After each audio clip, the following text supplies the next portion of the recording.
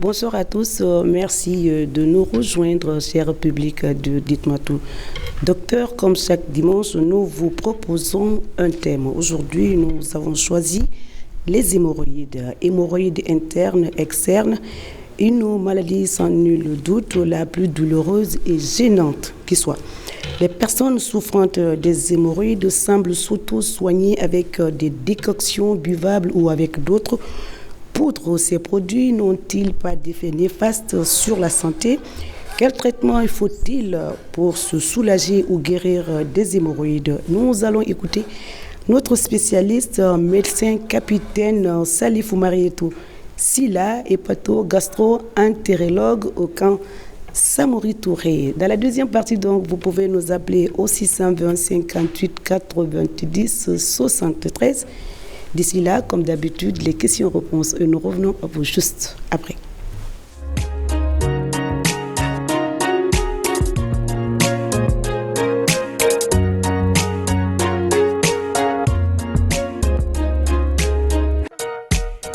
Une fois encore, bonsoir, retour en plateau. Le thème va porter sur hémorroïdes internes, externes. Quel traitement? C'est ce que nous allons voir tout à l'heure avec notre spécialiste.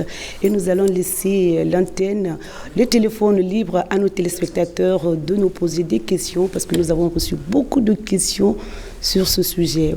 Bonsoir, capitaine. Merci donc d'avoir accepté notre invitation pour parler de ce sujet un peu préoccupant par rapport aux personnes qui souffrent de cette maladie. D'abord, on veut savoir, c'est quoi les hémorroïdes? On le dit souvent, les hémorroïdes internes externes. Bonsoir, Madame Sissoko.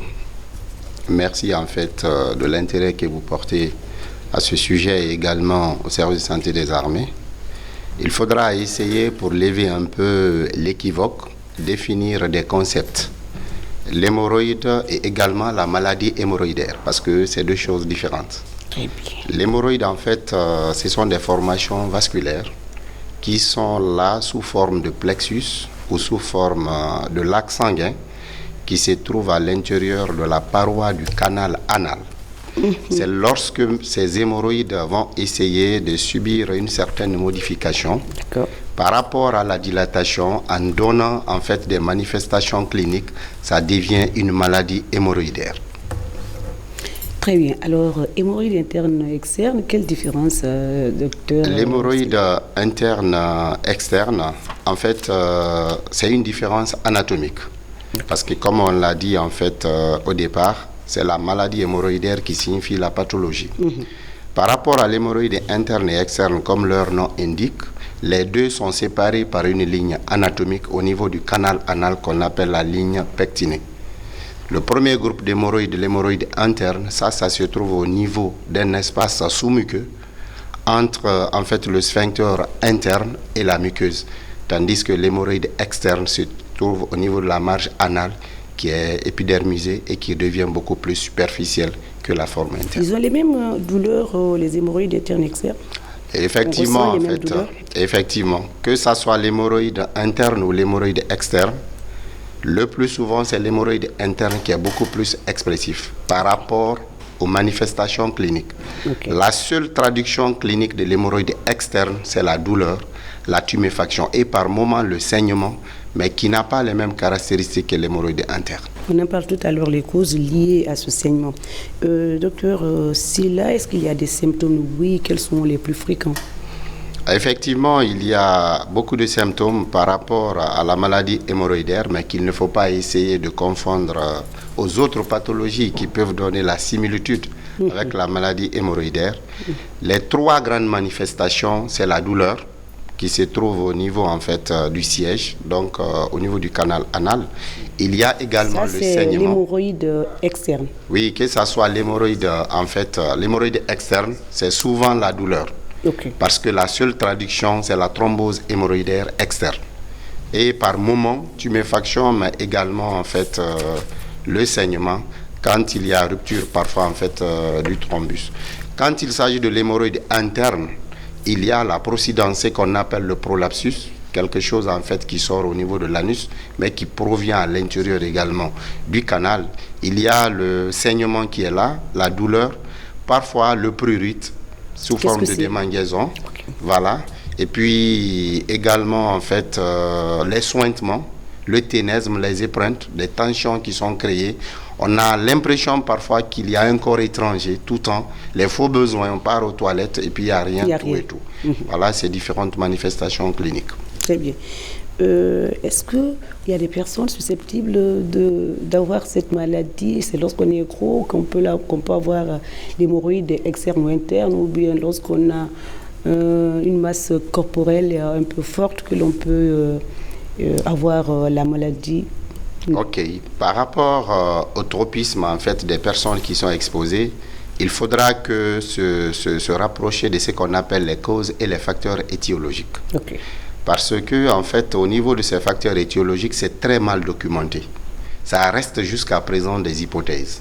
Donc, au lieu de parler, en fait, des personnes, on parle beaucoup plus, en fait, des facteurs qui concourent à développer, en fait, de l'hémorroïde.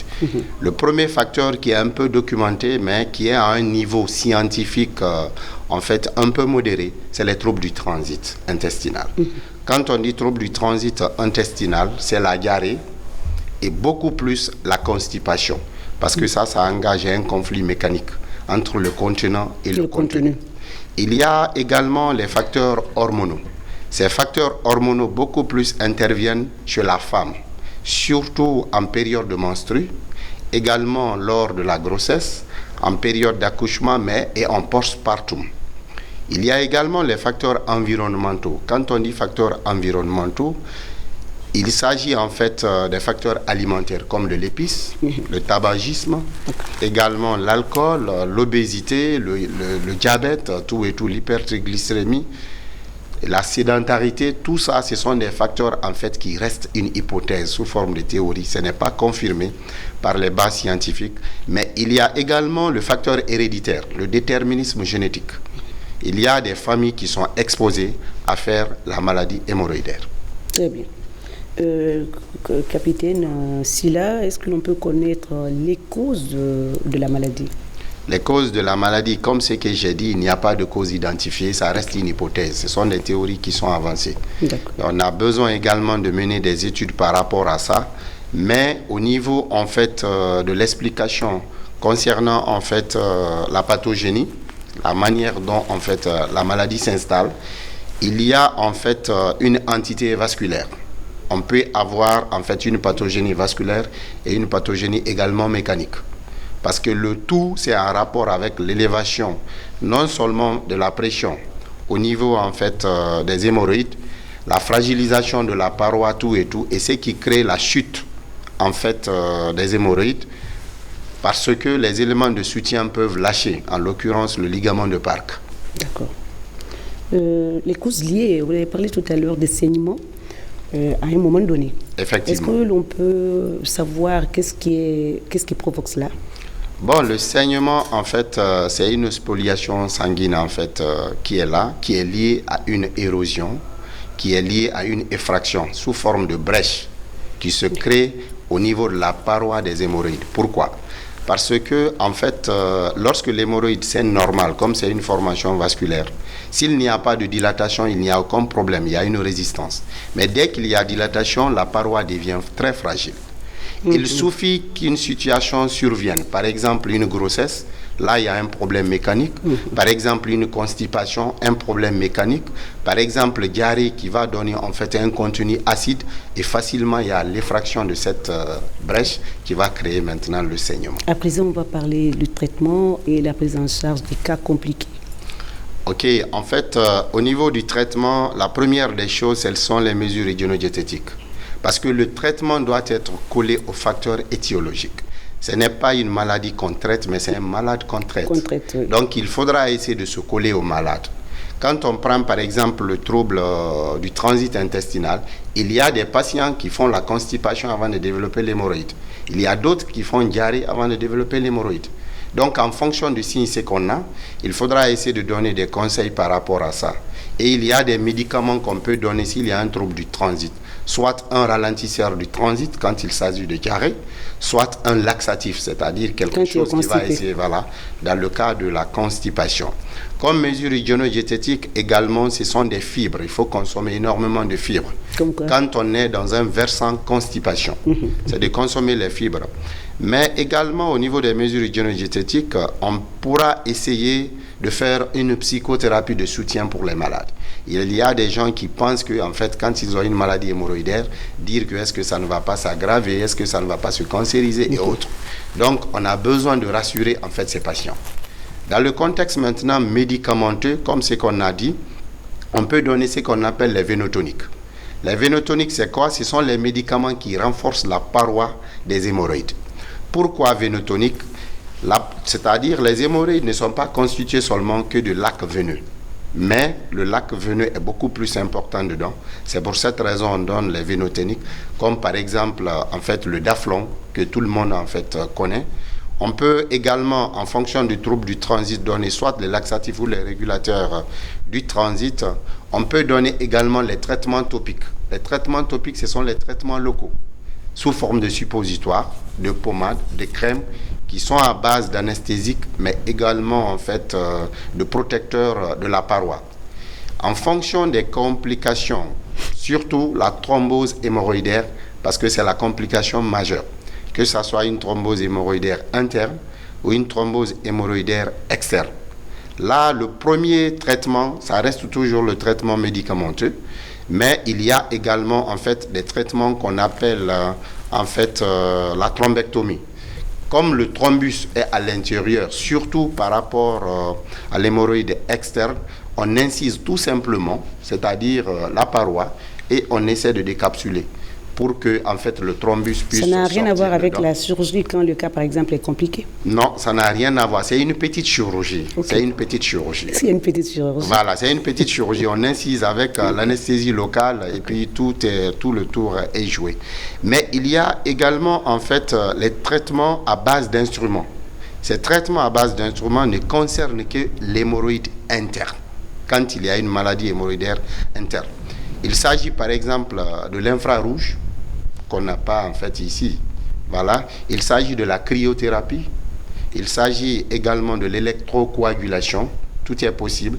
Il s'agit de la ligature avec les élastiques, des poses d'élastiques, comme ce qu'on fait pour les varices ésophagiennes, tout et tout. Il y a d'autres en fait, traitements chirurgicaux. On peut complètement enlever les hémorroïdes, ce qu'on appelle hémorroïdectomie. De donc, façon totale. Enlève, ça n'a aucun effet négatif sur la santé de la personne? Si. Il faudra essayer de rappeler que les hémorroïdes, en fait, occupent en matière de rôle 20% de la continence en fait, au niveau du canal anal. C'est ce qu'on appelle la continence fine. Les autres, c'est-à-dire les 80%, c'est lié au sphincter interne du canal anal et au sphincter externe. Donc, ça veut dire, même si on enlève sur le plan de la continence, les 80% sont assurés par les sphincters. Mais par moment, on peut avoir, en fait, ça dépend de la main experte du chirurgien. Okay. Quand on doit faire, en fait, une chirurgie hémorroïdaire, il ne faut pas donner à quelqu'un qui n'a pas un bon recul. Sinon, il risque de créer une incontinence anale sur le sujet. Donc, quand c'est le cas, par exemple, une incontinence anale sur le sujet, qu'est-ce qu'il faut? Alors, s'il y a une incontinence anale, ça devient très compliqué. Il faudra faire ce qu'on appelle la chirurgie de réparation. Ok. C'est possible. On peut le faire Oui, ça c'est possible. Non, ici, non. Il y a des techniques un peu plus poussées par rapport à ça, mais je parle sous l'égide des chirurgiens. D'accord. Voilà. Très bien. La prise en charge des cas compliqués, c'est ce que nous parlons tout à l'heure. Docteur Xila, parfois, on parle des cas, les hémorroïdes ou hémorroïdes avec des femmes en grossesse. Une personne peut ne pas avoir la maladie hémorroïdaire et qu'elle tombe enceinte, une femme, lors de l'accouchement, qu'elle développe cela.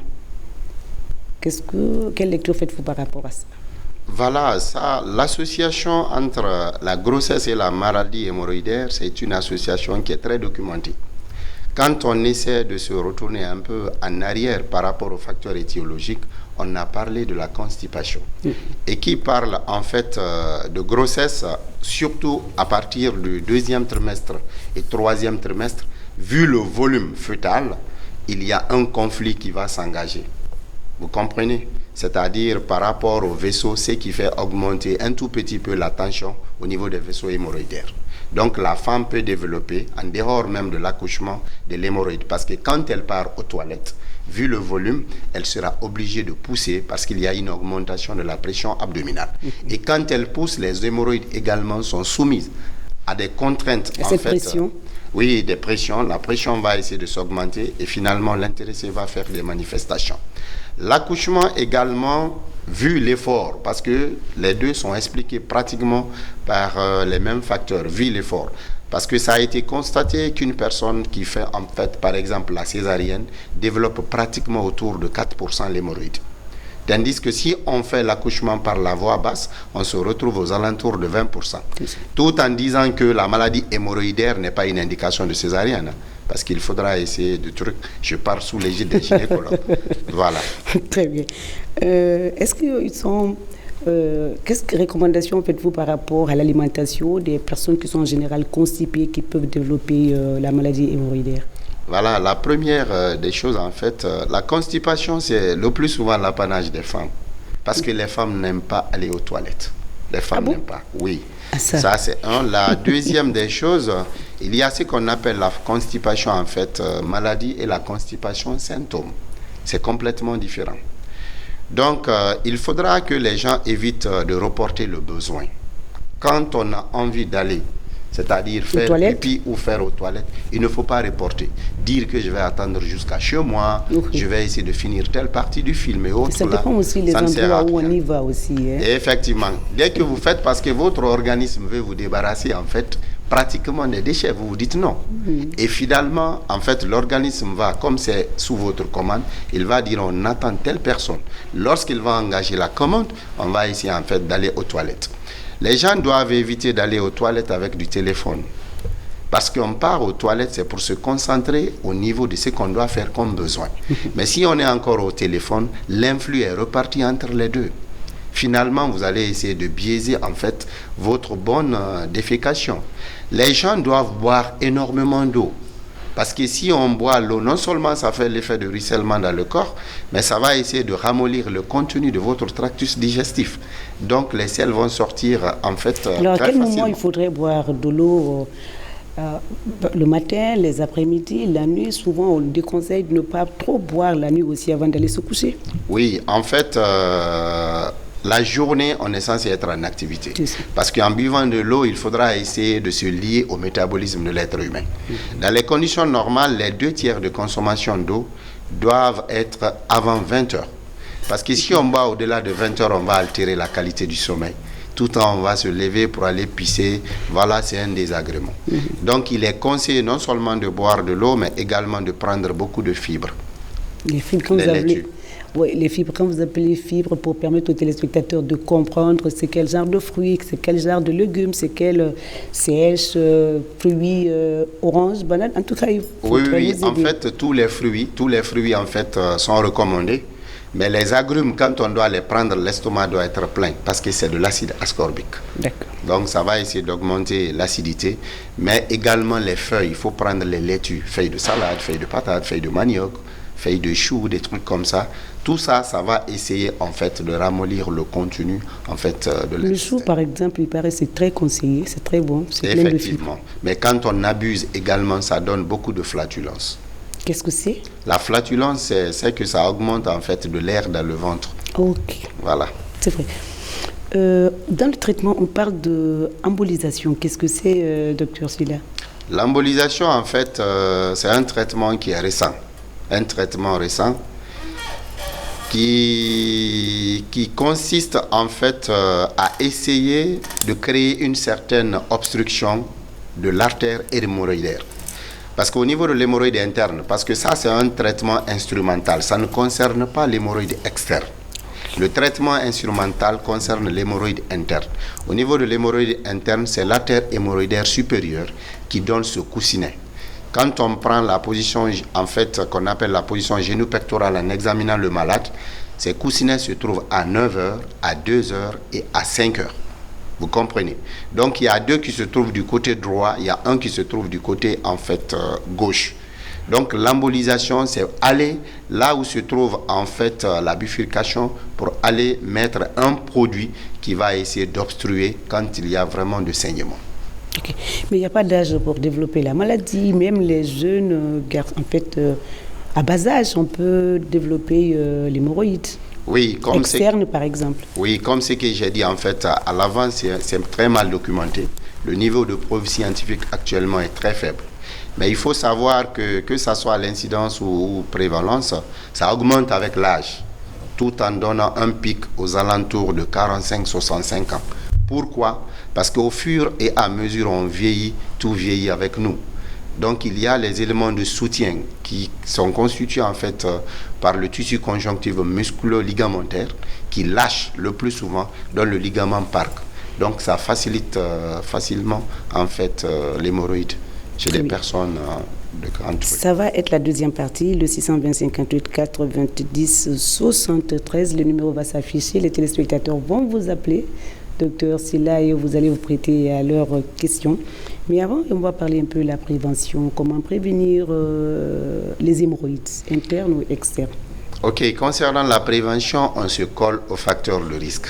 Pour pouvoir essayer de prévenir, il faut savoir d'abord ce qui se passe à l'avance. Voilà, il y a la prévention primaire. La prévention primaire, c'est quoi?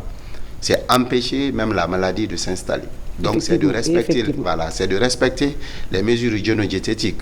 Tout ce qu'on a dit en fait au départ, éviter l'obésité, essayer de tout faire pour ne pas être constipé, comme c'est le trouble du transit en fait, qui est le facteur majeur. La prévention secondaire, lorsque la pathologie va s'installer, c'est d'éviter la récidive et éviter les complications. Pour ça, dès que vous sentez qu'il y a une toute petite manifestation clinique, essayez directement de contacter un proctologue. C'est-à-dire, oui, un hépatogastro-entérologue. Vous nous compliquez les choses là. J'ai annoncé tout à l'heure un hépatogastro et puis vous dites un proctologue. Oui, la proctologie en fait, c'est l'étude du siège. Ok. C'est ce qu'on appelle les proctologues. On a déjà des appels, ça commence à sonner. Et moi, je voulais demander une question, mais j'attends après. Je vais poser la question. Allô? Allô, oui. Allô, oui. Bonsoir, monsieur. Allô, oui, bonsoir, madame. Votre nom, d'où vous nous appelez? Ben, c'est parti. On a déjà un autre. Allô? Allô, bonsoir. Oui, bonsoir, monsieur. Je vous appelle depuis Tombolia. Vous appelez comment? Je suis Ibrahima. Allô? Oui, nous vous écoutons, monsieur Ibrahim. Vous allez bien? Très bien. Allô? Nous vous écoutons. Parlez, nous vous écoutons. Je vous appelle depuis Tombolia, je me nomme Ibrahima. D'accord. La question, s'il vous plaît. En fait, j'ai suivi l'émission, j'ai vu le docteur expliquer sur les fruits qu'on doit prendre. La règle hygiéno-diététique, comme il le dit. Mais il dit de prendre la laitue, de prendre les fruits, les feuilles de patates, les feuilles de manioc. Mais moi, je fais un constat avec moi. Si je prends les feuilles de patates, les feuilles de manioc du moins, je suis constipé. Je ne sais pas comment cela peut s'expliquer. D'accord. Allô? Oui. Voilà, c'est ce que j'ai dit. Si je prends les feuilles de manioc, je suis constipé. Très bien. Nous avons juste un spécialiste pour ça. Est-ce que, docteur, vous avez parlé de prendre les feuilles de manioc, les feuilles, vous avez parlé de laitue en général. D'accord. Les laitues en général. Ok. Lui, c'est le contraire chez lui. Oui, en fait, il faut comprendre, c'est ce que je dis, ce n'est pas une maladie qu'on traite, c'est un malade qu'on traite. D'accord. Chaque malade est un cas. Il y a des gens qui peuvent avoir des phénomènes un peu controversés. Mais il n'y a pas d'explication scientifique par rapport à ça pour qu'on puisse dire que les laitues peuvent en fait constiper une personne. Mais il faudra peut-être qu'on essaie de pousser les recherches par rapport à ça. Parce que les fibres sont conseillées et sont reconnues par rapport à leur effet un peu laxatif. Ok. Quand on parle de laxatif, quelles recommandations en sport que vous pouvez proposer, par exemple, à celui qui est généralement constipé? La marche, la natation, le vélo, Oui, il y a des professions qui exposent l'être humain à une constipation, à développer également de l'hémorroïde. C'est comme si vous preniez par exemple les gens qui font de l'équitation. Ce sont des gens qui sont exposés à faire l'hémorroïde. Les gens qui font le cyclisme, ils sont exposés à faire l'hémorroïde. Les chauffeurs de taxi, ils sont exposés à faire de l'hémorroïde. Les gens en fait, les tailleurs, les tisserands. Dès que vous prenez le dénominateur commun de toutes ces professions, c'est quoi? C'est le contact du siège. Oui, position tout le temps assise. Voilà. Donc, c'est ce qui fait que le conflit, en fait, mécanique s'installe et ça crée une certaine tension au niveau des vaisseaux hémorroïdaires. D'accord. Allô? Allô? Allô? Oui, bonsoir, messieurs. Allô? Oui, bonsoir, monsieur. Bonsoir. Vous nous appelez d'où? Votre nom? J'appelle à Bamako. Je suis avec le docteur Silla là, dans la télévision guinéenne. D'accord, nous vous écoutons. Allez-y, il vous écoute. Oui, je voulais que je le demande par rapport à la maladie de Maurice. Je le vois dans le là, pour suivre là. J'ai un peu de le suivi.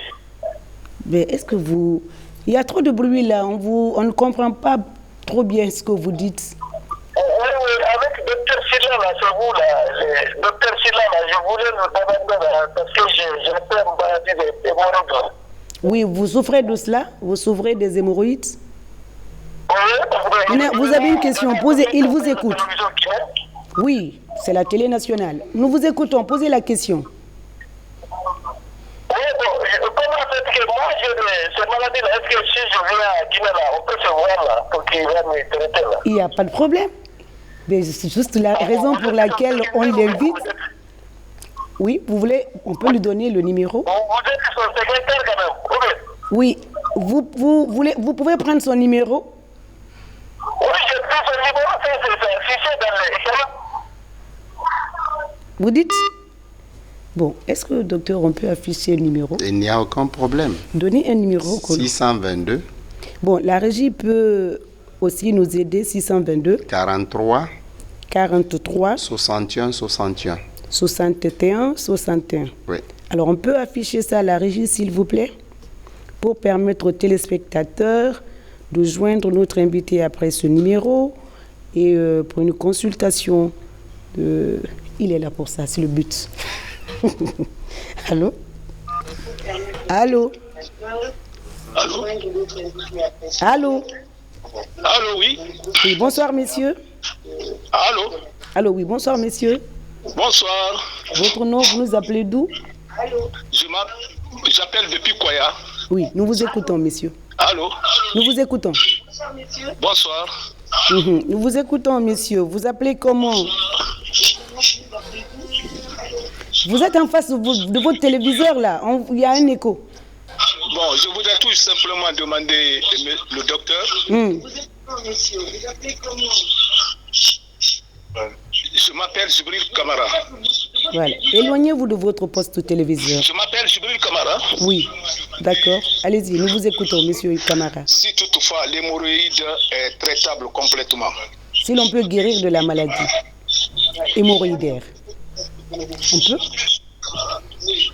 Docteur, est-ce que l'on peut guérir de la maladie? Ça dépend en fait du stade. C'est pour cette raison on a dit dans la prévention en fait secondaire, dès qu'on a la maladie, il faudra partir à l'hôpital pour qu'on puisse en fait vous traiter. Donc quand on traite l'hémorroïde, ça peut revenir. Et ça dépend des stades. C'est pour cette raison, en fonction en fait du niveau d'atteinte, il y a certains qui préfèrent la chirurgie. C'est ça, c'est le seul traitement radical. Les autres ne sont pas des traitements radicaux. Le traitement radical, c'est la chirurgie. Très bien. Aujourd'hui, il ne faudrait pas que j'oublie de lire des messages. La dernière fois, c'était le cas. Docteur, la régie demandait à ce que je reprenne le numéro, le 622 43 61 61. Alors, on va lire quelques messages. Il y a quelqu'un qui vous demande, bonsoir docteur, il ne s'est pas identifié. Il demande, lorsqu'on n'a pas de dents, est-ce que l'on peut provoquer, est-ce que l'on peut avoir, on peut développer les hémorroïdes? Si on n'a pas de dents? Oui, non, pas les hémorroïdes. Si on n'a pas de dents, est-ce que l'on peut développer la constipation? On n'a pas de dents pour mâcher peut-être les aliments, on avale.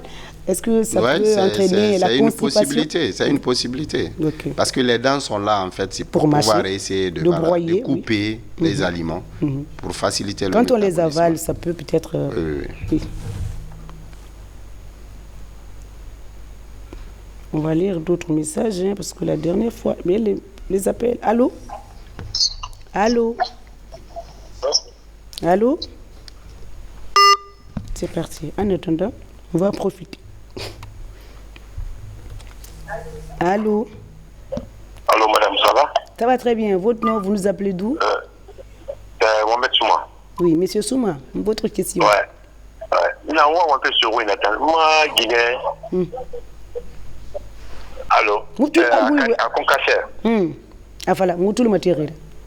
Bon, là, moi, Guinée, nous fouillons 2 semaines. Qu'est-ce qu'il faut pour ça? Ok. Cette femme est constipée pendant des jours, des semaines. Qu'est-ce qu'il faut pour l'aider? Bon, par rapport à ça, c'est pas d'abord en fait le sujet du jour, mais on peut lui laisser en fait, c'est-à-dire cette partie-là. Quand une personne en fait est constipée, c'est ce que je dis, il faudra d'abord voir quels sont les facteurs étiologiques. Est-ce que madame d'abord respecte toutes les mesures hygiéno-diététiques par rapport en fait à son transit? Si tel n'est pas le cas, directement, il faut essayer de consulter un hépatogastro-entérologue. Parce que j'ai dit qu'il y a des constipations maladies et constipations signes pour ne pas, en fait, occulter une atteinte organique. D'accord. Allô? Oui, bonjour. Oui, bonjour. Vous nous appelez d'où? Allô? Oui, bonjour, monsieur. Vous nous appelez d'où? Oui, de Libreville au Gabon. Nous vous écoutons. Monsieur, c'est votre nom? C'est Kamara Sidiki. Monsieur Sidiki, nous vous écoutons. Oui, excusez-moi, moi, je demande le numéro des docteurs, s'il vous plaît, parce que je viens de rentrer comme ça. Oui. Et je regarde l'émission. Donc... 622, vous pouvez noter rapidement. Sinon, c'est affiché. 622. Oui. 43. Oui. 61. Oui. 61. Ok, d'accord. Merci. On va lire un peu d'autres messages. Docteur, celui-là demande, bonsoir docteur, si l'anus brûle à chaque selle, que cela signifie? L'anus qui brûle à chaque selle, c'est ce qu'on appelle une douleur anale, dans notre jargon proctalgie. Là, ça peut être de l'hémorroïde, ça peut être également une fissure anale. Et ça peut être des fissurations, ça peut être des fistules, tout et tout. Ok. Voilà. Celui-là demande qu'il veut d'abord votre disponibilité pour avoir une consultation. C'est pourquoi le numéro est affiché. Vous pouvez donc prendre ce numéro, noter 622 43 61 61. C'est le numéro de notre invité de ce dimanche 15 janvier 2023. Allô? Allô? Allô? Oui, bonsoir. Allô? Éloignez-vous de votre poste téléviseur. Bien, c'est écrit au bas de l'écran de vous éloigner avant de poser les questions.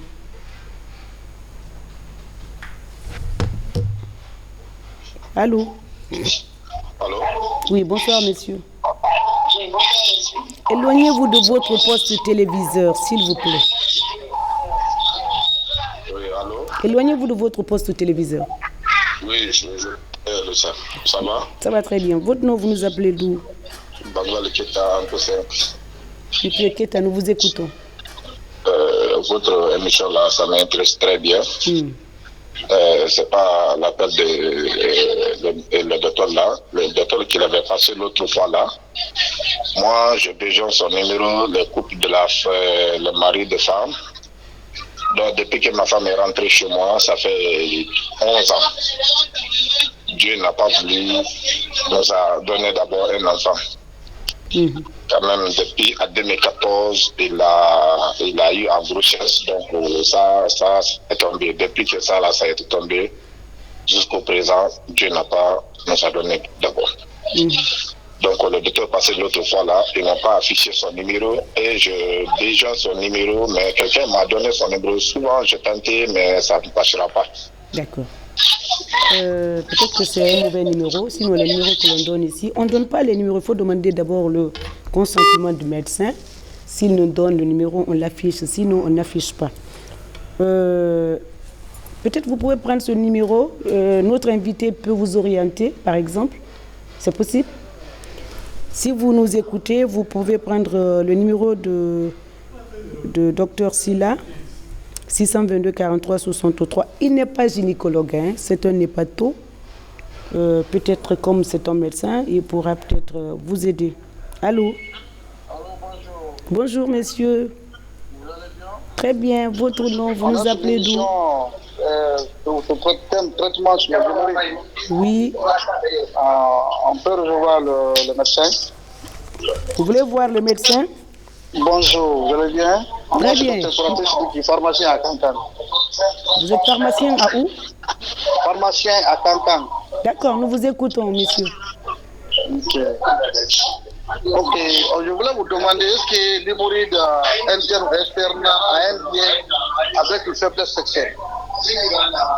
Interne, externe, le rapport avec... Quoi sexuel? Le rapport? Alors? Éloignez-vous de votre poste téléviseur, s'il vous plaît. Il y a trop de bruit autour de vous, monsieur. Est-ce que l'hémorroïde interne ou externe a un lien avec le rapport sexuel? S'il y a un lien, les hémorroïdes avec le rapport sexuel. Non, en fait, le lien scientifiquement, ce n'est pas établi. Mais le plus souvent, quand on est en période de crise hémorroïdaire, vu la douleur, la hantise et tout ce qu'il faut, les gens même peuvent éviter le rapport sexuel qui nécessite parfois en fait l'augmentation d'une pression, tout et tout. Donc tout ce qui est lié à ça et qui peut exacerber en fait la douleur, ils les évitent. Donc à force d'avoir la hantise dans la tête, finalement tu peux développer un dysfonctionnement érectile. Parce que tu as peur à chaque fois la douleur est là, tu ne vas pas essayer de toucher madame. D'accord. Celui-là dit qu'il n'a pas compris la différence entre hémorroïde interne et externe. Mais on a expliqué, mais comme notre invité est là pour vous faire plaisir, il va revenir rapidement sur la différence entre les deux et puis on va continuer. Voilà. La différence entre l'hémorroïde interne et externe, c'est une différence anatomique par rapport à leur position. L'hémorroïde interne, c'est une formation vasculaire qui est située sous la muqueuse, en dessus de la ligne de pectiné. Il y a une ligne anatomique qui sépare les deux. Les chirurgiens, toujours sous l'égide des chirurgiens, il y a une ligne anatomique qui sépare les deux. Mais tandis que l'hémorroïde externe se trouve au niveau de la marge anale, qui est en fait au niveau de l'espace sous-cutané. Tout en sachant que l'hémorroïde interne, quand il y a une procidence, ça peut s'extérioriser. L'hémorroïde interne peut s'extérioriser. Docteur, celui-là vous demande d'employer vous employez les mots forts qu'il ne comprend rien, d'employer un français facile pour leur permettre de comprendre. Bon, c'est des termes médicaux, on ne peut rien. Peut-être s'il peut alléger un peu les mots pour nous permettre également de comprendre. Il demande, il y a un appel qui est rentré, la suite de la question. Alors, il demande les signes et les solutions de l'hémorroïde en français facile. Bon, est-ce que vous pouvez expliquer autrement, docteur? Bon, en français facile, bon, la douleur en français facile, là, on le sait quand même, il n'y a pas autre chose. Non. Donc, c'est la douleur qui siège. Voilà, c'est la douleur qui se trouve au niveau de l'anus. Le saignement aussi, c'est français facile. Sinon, on va dire que c'est une hémorragie. Voilà. Maintenant, la procidence, pratiquement, c'est la sortie, en fait, de l'hémorroïde en dehors de sa limite anatomique. Il y a ça. Bon, démangaison, on sent en fait que, démangaison, ça, je ne pense pas s'il y a en français. Démangaison, quand ça gratte. Voilà, quand ça gratte, voilà, ça, il y a ça. Et puis le sointement aussi, on sent tout le temps l'humidité au niveau de l'anus. Oui, c'est comme ça si aussi. Ça sort un tout petit peu en, voilà, en, ça goutte, soigne. en petite goutte. Voilà, là tu sens que c'est souvent mouillé, On va s'habituer avec les termes. Alors, docteur, employez le français facile pour nos téléspectateurs. On va prendre cet autre appel. Allô? Allô? Est-ce qu'on a posé toutes les questions? Mais moi, est-ce que j'ai posé toutes les questions? Allô, oui? Bonsoir, madame. Allô? Éloignez-vous de votre poste téléviseur. Allô? Éloignez-vous de votre poste téléviseur. Oui. Éloignez-vous de votre poste téléviseur. Éloignez-vous.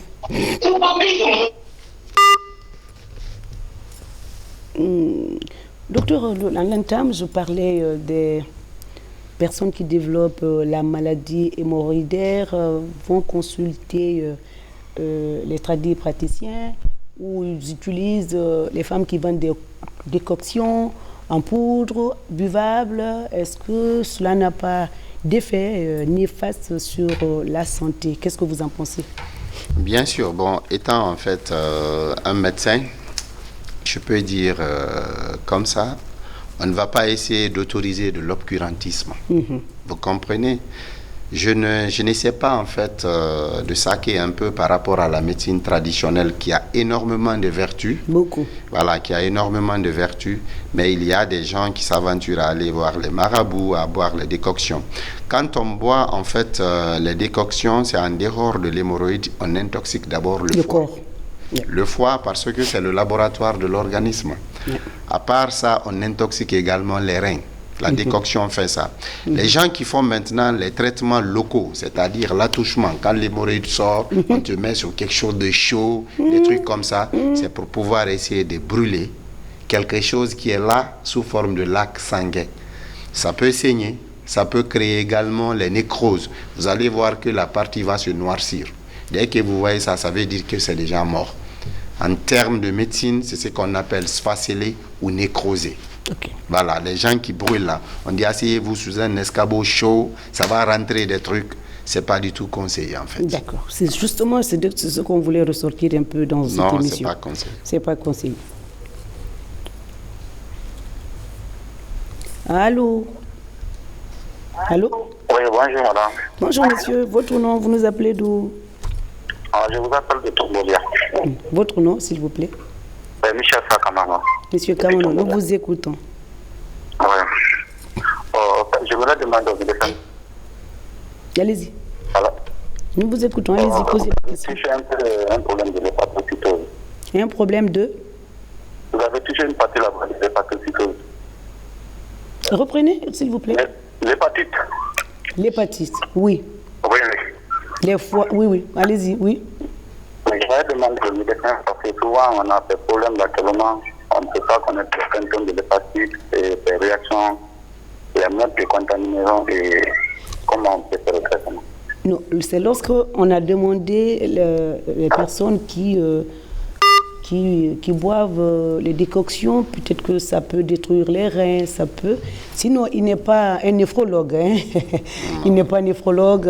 Est-ce que vous pouvez répondre à la question, mais vous n'êtes pas obligé? Voilà. Non, en fait, c'est ce que je dis. Lui, il a parlé d'un problème d'hépatite qui n'a rien à voir avec le thème. Voilà. Ça, c'est un autre sujet, peut-être, avec la permission de madame, qu'on va essayer de développer, parce que ça fait partie aussi, en fait, de mes prérogatives. Je suis hépatologue également, tout et tout. Donc, le thème d'aujourd'hui, c'est pas voilà, ça. C'est la le maladie thème d'aujourd'hui, ce n'est pas... On vous invite à ne pas trop boire les produits, les décoctions, pour vous soulager de vos douleurs des maladies hémorroïdaires. Donc, ça n'a rien à voir avec le thème. Aujourd'hui, on parle des hémorroïdes internes et externes. Les deux. Allô? Oui, allô? Madame, bonsoir. Bonsoir, monsieur. C'est M. Souma Sadia. Oui, nous vous écoutons, monsieur Souma. Madame, problème na moi, D'accord. Bon, c'est vrai, on essaie chaque fois d'aider, à chaque fois que l'on pose une problématique ou bien une préoccupation. Mais si ce n'est pas l'invité, n'est pas spécialiste dans la matière, on peut décliner, mais tout en vous référant à un cardiologue, par exemple. Ça, c'est le domaine d'un cardiologue. Donc, docteur Silla ne peut rien vous dire dans ce sens. Vous lui dites quelque chose? Je suis allée je vous ai dévancé, vous avez envie de lui dire quelque chose? Non, c'est que c'est en dehors, en tout compte fait, en fait, du sujet. Voilà. Mais il faudra que l'intéressé, comme ce que vous avez dit, de consulter un cardiologue. S'il n'a pas l'habitude de faire le sport, il ne faudra pas qu'il brutalise, parce qu'il y a la fréquence cardiaque maximale du sujet. Quand il n'a pas l'habitude, il faut le faire progressivement. Progressivement, pour développer ce qu'on appelle le cardio. C'est de donner une certaine tonicité, d'abord au cœur. Après ça, là maintenant, c'est de voir. Et si ça continue, franchement, il faut voir un cardio pour qu'on puisse voir pourquoi vous faites ça. Allô? Allô? Allô, oui. Éloignez-vous de votre poste téléviseur. Allô, bonsoir. Éloignez-vous de votre poste téléviseur, s'il vous plaît. Ok, j'ai déjà diminué le volume. Bonsoir. Voilà, il faut commencer par ça, messieurs. Sinon, il y a trop de bruit par là, on ne comprend rien. Nous vous écoutons. Bonsoir, vous allez bien? Très bien, votre nom? C'est M. Silla Ibrahim, le jeune frère de votre invité. Pas parce qu'il est Silla que vous êtes son jeune frère. Faut même pas dire ça ici. Jeune frère. Il n'y a pas de problème. De son papa. Il n'y a pas de problème. Il n'y a pas de problème. Il n'y a pas de problème. Bien qu'il sache que vous l'avez appelé, c'est bien. D'accord. Non, pas ça. Il sait déjà que j'ai une femme qui est enceinte. D'accord. Au fait, j'aimerais juste savoir, parce que ma femme, non seulement 2 fois, elle a un peu de mal au niveau du ventre, et surtout pendant la nuit, elle aime tellement boire. Et elle surtout aime boire, dans les heures tardives, 2h, 3h, elle a insomnie. Okay. Et à partir de 7h maintenant, là, jusqu'au petit matin, elle se plaint maintenant de son ventre. Maintenant, qu'est-ce qu'il faut réellement? Parce que c'est une occasion aussi d'appeler pour voir qu'est-ce qu'il faut. Donc c'est un peu ça. Mais c'est votre frère, il faut aller à l'hôpital. Hein? Et non, puis, c'était mieux d'aller à l'hôpital et puis d'exposer le problème de madame. Bon, c'était pour nous dire que notre invité, c'est votre parent, mais c'est une fierté. Très bien. Essayez de répondre à votre frère, hein, parce que c'est comme ça, il faut l'appeler. D'accord. Merci beaucoup. Monsieur en fait, à Ibrahim, ça me va droit au cœur. Voilà. En fait, ce qu'il faut conseiller, c'est de suivre de façon copieuse les consultations prénatales. Okay. Donc, madame n'a qu'à respecter les rendez-vous soit de sa sage-femme, de sa matrone, ou bien de son gynéco-obstétricien. Alors, votre invité est serein et pertinent. Ma question est pourquoi les hémorroïdes, les thromboses hémorroïdaires sont fréquentes chez nous? Bon. Vous avez compris la question? Les thromboses hémorroïdaires, lui, il doit s'y connaître. Hein? En fait, c'est pas question en fait, de fréquence, c'est ce que je dis. Il faudra se coller au malade. Et il veut parler également de quelle thrombose? Parce qu'il y a la thrombose hémorroïdaire externe et la thrombose hémorroïdaire interne. Profitez pour nous dire les deux. Voilà, par rapport à la thrombose hémorroïdaire externe, que ça soit interne ou externe, comme ce qu'on a dit à l'avance, il y a des explications qui sont liées au vaisseau et les explications qui sont liées, c'est-à-dire à la mécanique. Donc c'est très important, surtout les gens qui sont constipés. Une fois que les vaisseaux sont dilatés, dès qu'il y a un conflit mécanique, tu pars aux toilettes, de fait de pousser, tu mets sous tension.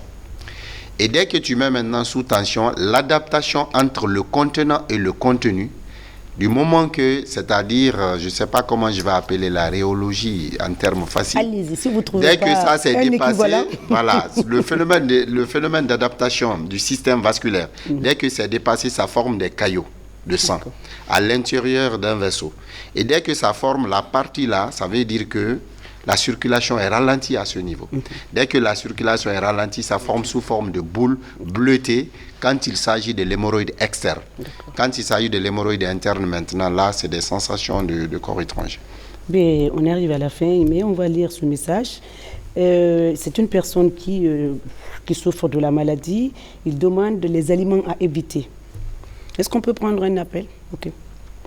Les aliments à éviter. Pour la constipation, bon, je crois que ça dépend. Est-ce que l'intéressé est en versant diarrhéique ou versant constipation? Profitons pour dire les deux. Voilà, par rapport aux deux, en fait, quand il y a la constipation, pratiquement qui occupe presque les 60-70%, c'est de tout faire comme ce qu'on a dit au départ. faire les bonnes mesures hygiéno-diététiques. L'intéressé doit beaucoup boire.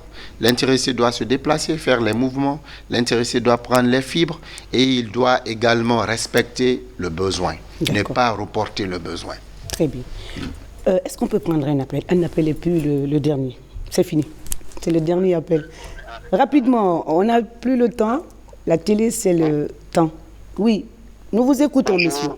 Bonjour, madame. Oui, votre nom, vous nous appelez d'où? Bon, mon nom, c'est Bakar Ousmane, depuis la cimenterie. Nous vous écoutons, monsieur Bakary, rapidement. Bon, ok. En fait, moi, c'est l'affaire des sinusite là. Je suis parti à Donka, je me suis soigné, mais ça n'a pas marché. D'accord. J'étais obligé d'aller le médicament traditionnel là, mais ce qui m'a soulagé. Parce qu'à l'époque, c'était Dr Bam qui était à l'hôpital là-bas. Il était à son âme, il est décédé.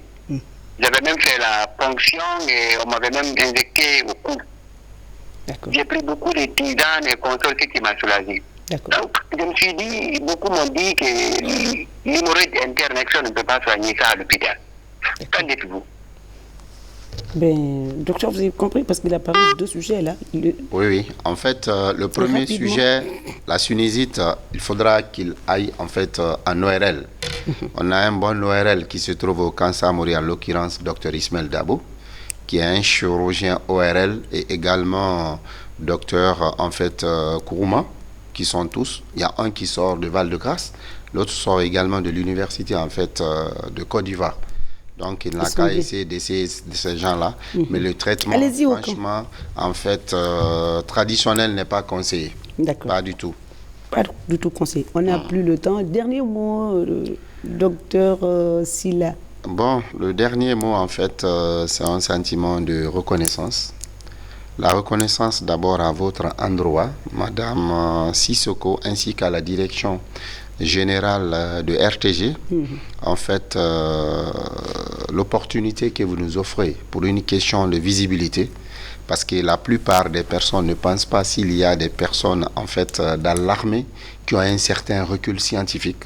Donc vous êtes en train de prouver aux gens que l'armée, en fait, il y a un peu entre guillemets des intellectuels comme dans les autres pays.